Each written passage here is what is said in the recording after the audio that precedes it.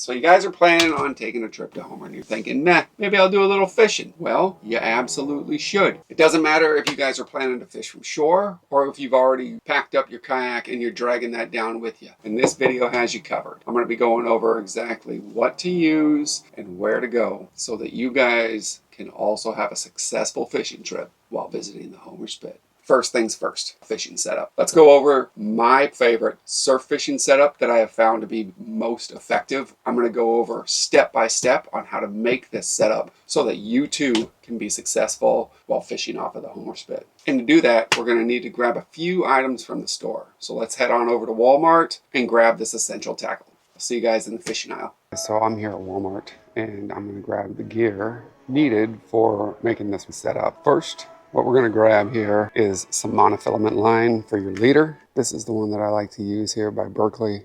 It's just under 10 bucks. It's 370 yards. I feel like that will last you your entire life when you're making surf fishing setups. The next thing that you're going to need is in the other aisle, sinker slides. They're $1.24.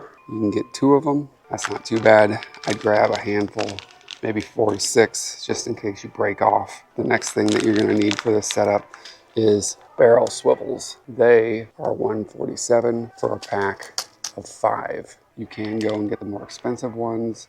I don't think that you need them, especially for surf fishing at Land's End. You could pick up, still super cheap, looks like it's $1.44. Some of these swivels here that have the clasp at the end makes attaching things so much easier. So I'm gonna grab one of those. What we need now is to go get the strike indicators for fly fishing, aka bobbers. For $1.78, you can pick up 4 of these strike indicators. These aren't something that you actually need for this setup to work. I've found that they help.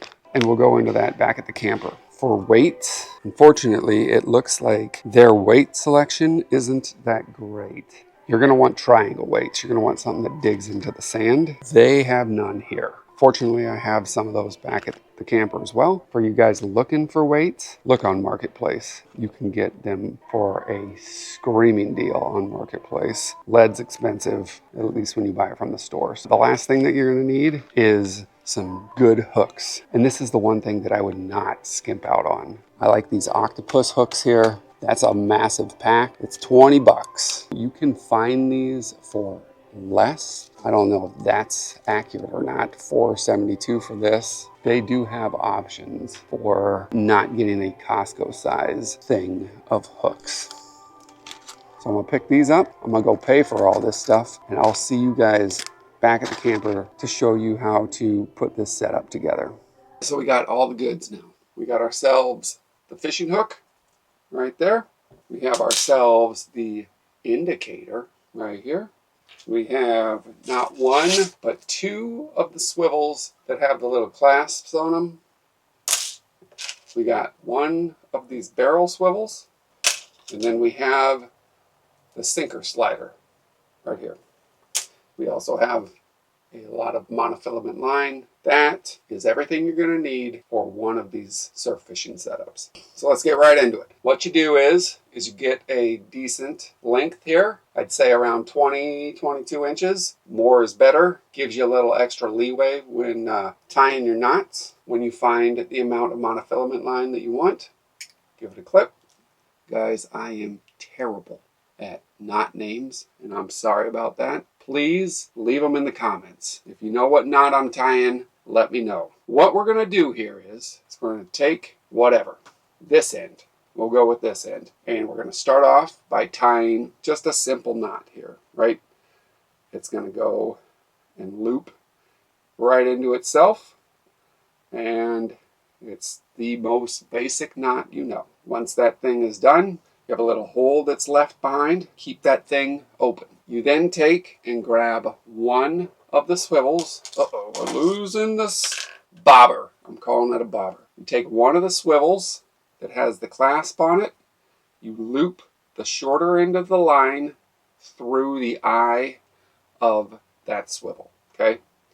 You then take the short end of the line and send it back through that open hole that you left. Once you do that, you take the the same short end of that line and twist it around 2, maybe 3 times to the longer end of the line. And once that's done, you take the shorter end of that line, and feed it right back through the hole that you originally fed it through. If that makes any sense. Sorry, I'm terrible at explaining things. Hopefully my video will be better than my explanation. Once that piece of line has gone back through that hole, you cinch it all down. Pull it tight, just like so. And by doing this, you leave a pretty decent loop that allows this weight to move freely around, because it makes it so when this is all said and done, ultimately the piece of bait that you use will look like it's fluidly moving. There's less resistance, there's less pinch points on things to bind up and then make stuff stuck in a certain position. Once that knot's done, there'll be excess line. Just take and clip that off just like so, and you're done there. Now the next thing you do with this is take your weight slider that you have right like this and feed this thing on, and then feed the line obviously through where it needs to go, just like that. Now you have something that will freely slide up and down your leader. From this step, you're going to want to determine how long you want your leader to be. I would say like no longer than maybe 16 inches. So I'll cut it at the length that I want.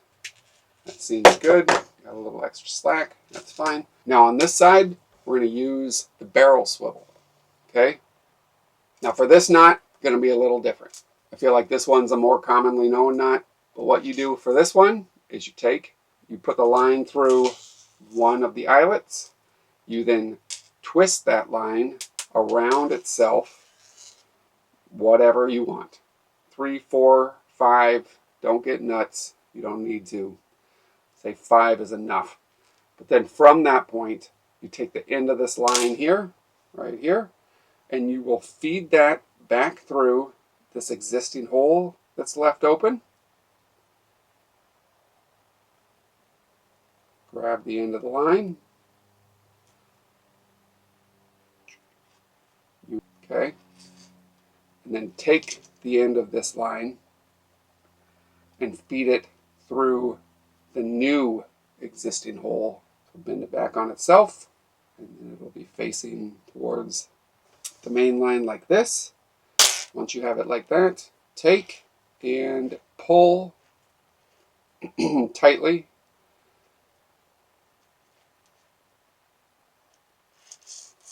Just like so. Boop. Cinch that thing down like that, and you're set. And this is what's going to be attached to your main line. Just like before, we're going to cut back the excess line that we have, and here we go. A way to attach to our main line. This is where the weight's going to go. Now we need to focus on adding the hook. So what we're going to do is take another piece of monofilament line. This one will probably be between 6 to 8 inches long. As stated before, maybe cut it around 10 to 12. Give yourself a little slack to play with. We'll give it a snip. Boop. We will tie on the swivel with the clasp first. The next 2 knots will be the same as the original knot. That one that gives you the loop that kind of lets things freely move around. So what you got to do, take the end of the line, just make a simple knot. Do not tighten it all the way down. Leave the hole like that. Take and place your line through the eyelet of your swivel. Feed it back through the hole. Take the end of the line, wrap the end of the line around the main line twice or 3 times. As stated, you do not need to get crazy with this. Once you've done that, feed the end of that line back through the hole that you originally sent it through, and then just pull tight, just like that. And you're good. And to anybody out there ice fishing, side note, this little knot, incredible for jigs. I guess you could do it for ocean fishing as well, if you're jigging for rockfish or whatever, but this thing is one of my new favorite knots. Whatever it's called, comment section, light it up. I feel like that's a knot that you should put in your arsenal. And last but not least, we're going to attach the hook. same knot. Attach this clasp right here, this weight slider. And guys, there you go. This one, the leader from the hook to the weight is a little long. I would have shortened that up. And the reason I'd shorten that up is because the longer this is, the more ability it has to get snagged up in this other leader when you're casting. If you decided to go and get these bobbers, you just remove this black piece of plastic from the bobber. There's a line that's already been pre-cut running down the bobber. Line up your line to that pre-cut slit and just slide it right on in there. From there, what you do is you will put that piece of plastic back. That'll essentially wedge your line to this strike indicator. Make it so that it doesn't move. Push that in as tight as you can, and then that should not go anywhere. And what this does, not only do I believe that because of the color, maybe possibly bring in fish just a little bit, but more so when you have your setup here, imagine there's a weight attached to this. It'll be sitting like so, but I think these little strike indicators have just enough buoyancy to lift your bait off the bottom of the ground, allowing those fish the ability to find your bait just a little easier instead of having to dig around in the sand and the mud and the rocks and blah, blah, blah. Strike indicator, not needed. I do believe it does help. Now that we have this setup made, I recommend making a couple just in case you break your line, whatever. But get those knocked out. Let's head to the beach and put these things to work. All right, see you on the spit.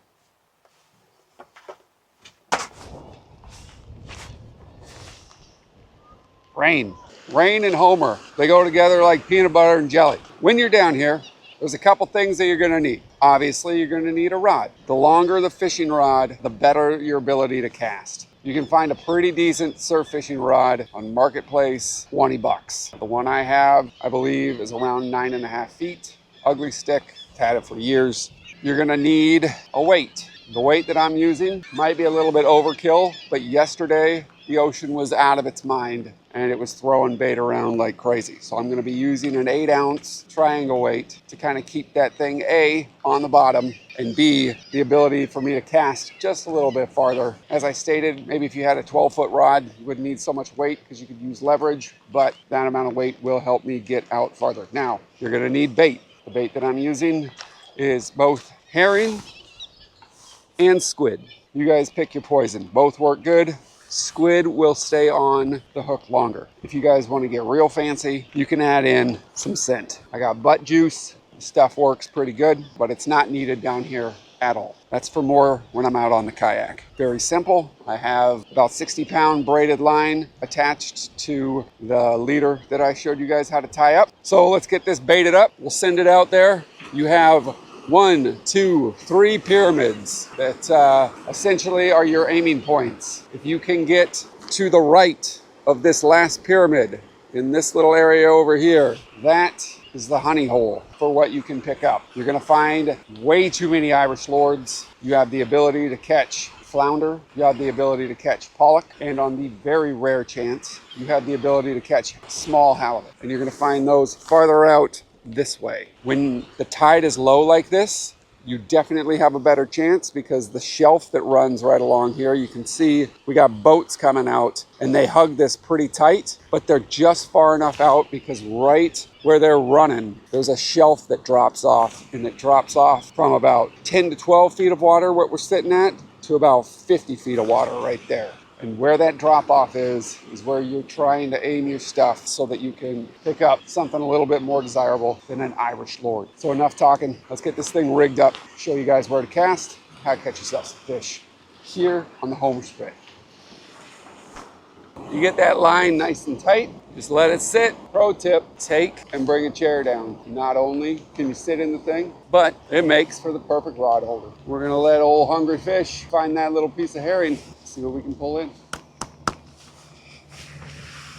When you're dealing with all these boats coming out, or the weather is worse than it is right now, and the waves are insane, you're gonna get a lot of action up there at the top of the rod that will mimic bites. On top of that, you're gonna be dealing with a lot of baby like sculpin, screwing with your bait, along with the fact that we're dealing with smaller sculpin. We got that 8-ounce weight, small fish. It's gonna take a lot to move that weight around. A lot of bait checking going on when you're down here. That's fine. So let's bring it in, see if there's anything on the end of that.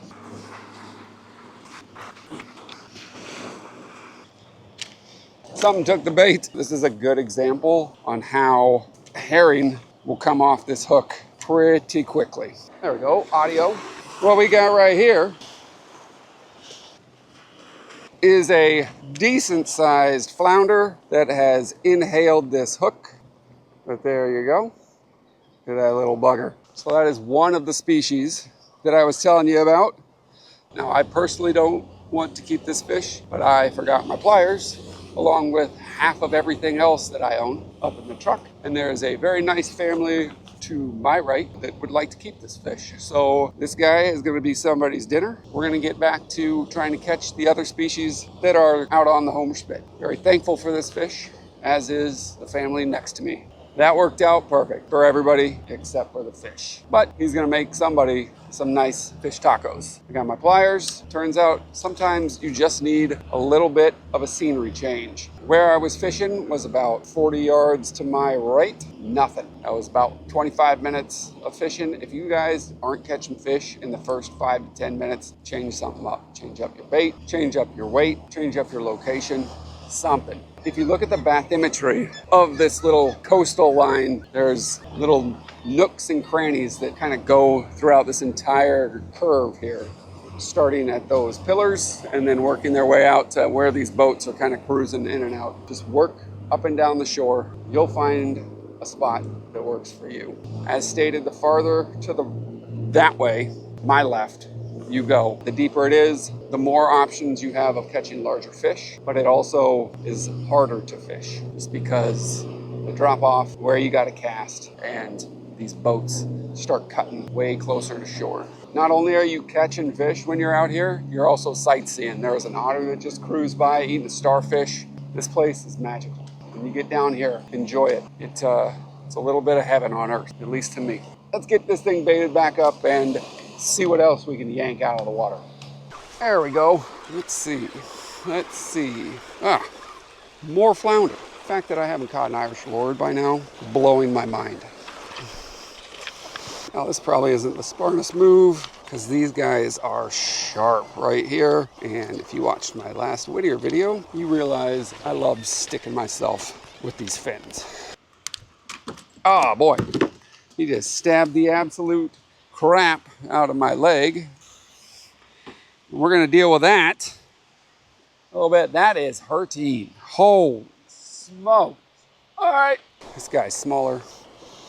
If you hold that up to the sun, you can even see where we got worms. I don't know if you can see it on the camera, but we got 1, 2, 3, 4, at least 4 decent sized worms in this small little fish. Back in the ocean we go. If this continues, bye-bye.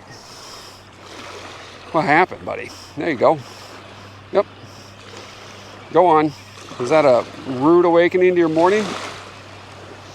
Go, go, go. There you go. God, good luck. If this continues, we'll move on down. See if we can't pick up some cod. Oh my gosh, this is disgusting. Look at all these flies. Oh boy, this one feels like it's got some size to it. What do we got? Oh boy. Big. There it is. This is what I'm talking about, guys. You go down a little bit farther, look what we come up with. That right there is a good size pollock. I believe that my neighbors would like this fish. Awesome, awesome, awesome. Guys, I think I'm gonna end on this. That is a sweet fish. Come down to the spit, make the setup that I showed you, and get yourself some fish down here. Even if you're just doing catch and release, it's awesome for the kids. It's awesome to be out just fishing. Biggest fish I've caught off the spit by far. About time to get the kayak out, it looks like. Show you what else can be caught on the end of this bad boy.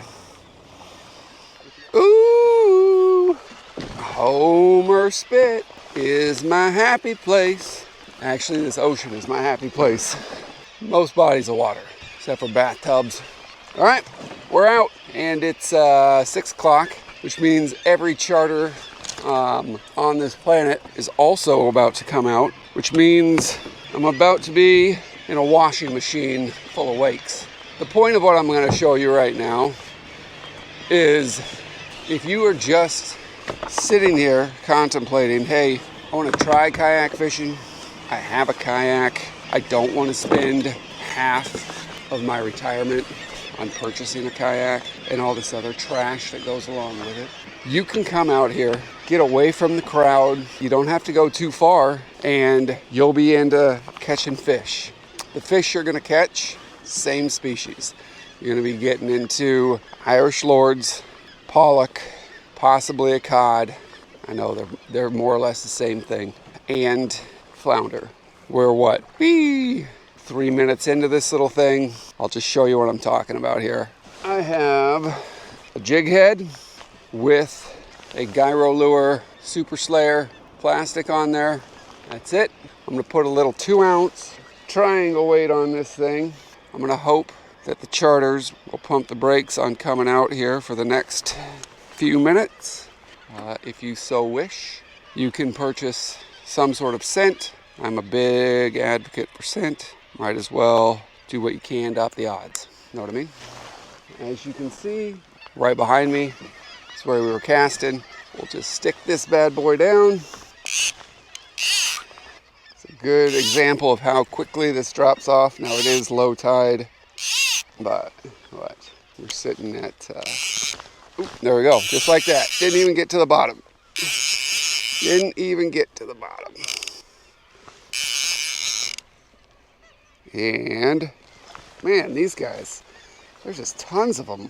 So shocked that I haven't got an Irish lord. There we go, fishing consistently for 13 seconds and pick up our first fish of the day. Oh, don't you eat that, you little sucker. They got sharp teeth. Uh-oh, let it go. Boom, little pollock. Bye-bye. Guys, you don't need all the goodies, or extra expenses, I should say, to get out here on your kayak and start catching fish. That worked out well. Now that that's done, we'll take apart all of this and get out of the path of the boats. 9 times out of 10, guys, you're really gonna have to be dealing with some boat traffic here. I don't know what's going on. Boat waves. We are more or not out of the harbor and should be getting away from this boat traffic nonsense and the aftermath that comes from it. After you leave the harbor, there is obviously a spit, hence the name. If you parallel this thing the same way the boats are going, you will follow a shelf line that falls off this thing for quite some time. You need to try your darndest to stay on this shelf when going out and attempting to jig. Because if you can find that shelf, you'll find the sweet spot and you'll be able to fish that thing as far out as it goes. It's steep here, and if you're able to locate it, you will essentially get yourself into a very good opportunity to catch better fish than you will find back there at the spit. I don't want you guys to go anywhere outside of your comfort level. There's people that catch halibut from shore over there. Just remember, as soon as you get around that little bend of land there, Mother Nature can open up pretty quick. You don't have anything else shielding you from the elements. I'm going to continue to pedal and try to not overheat. This is a very constricting suit. But when we get to the location of choice, we're gonna drop some bait and fingers crossed, finally, maybe, get that elusive halibut I've been chasing in this boat for almost 5 years now. 2 hours of my life, been sitting on this boat in this water, trying not to puke from being too hot, tossed around in these waves, trying to show you guys how you can catch bigger fish out here. Way out in the ocean. You don't need to be right offshore. You can catch super sweet fish. 2 hours for this. Holy cow, no wonder I couldn't get the hook set. I'm in a school of baby pollock for 2 hours! I got 20 minutes to turn this around. Where are the halibut? That is so frustrating. Oh my gosh, so much on it. If anything, I've learned this. Do not overcomplicate anything. Life, fishing, whatever. I got a simple hook that I completely forgot that I had. Also fun. But I'm just taking squid and literally hooking it on just like that. So basic, just like that. Putting a little butt juice on, sending it to the bottom. Where are we at? We are drifting out to sea. I just want to catch something of size for you and me at this point. Definitely explains why I couldn't catch those fish though. Super tiny fish out here. At least that one, which is very frustrating. Here we go. Finally figured it out. That only took all day. What are you? Jeez Louise, guys. This is so ridiculous. This is so ridiculous. I don't even know. A, this fish is hooked inside. B, this is yet again another fish that I was catching right off the spit. Whoever told me that there are halibut out here, driving me nuts. Get out of here, buddy. All right, hey, look on the bright side. That's 2 fish in a matter of 8 minutes. At least I'm dialing in how to catch them. Simple hook. Let's get her back down there. Ugh. That's it. We got a crooked camera. Oh, we got ourselves a tiny flounder that we could have caught from the beach. And we got no more time. Moral of the story, guys, don't waste all your money on these boats. Just sit on shore, catch the same fish you can catch out here. This is crazy. All right, see you on the next one.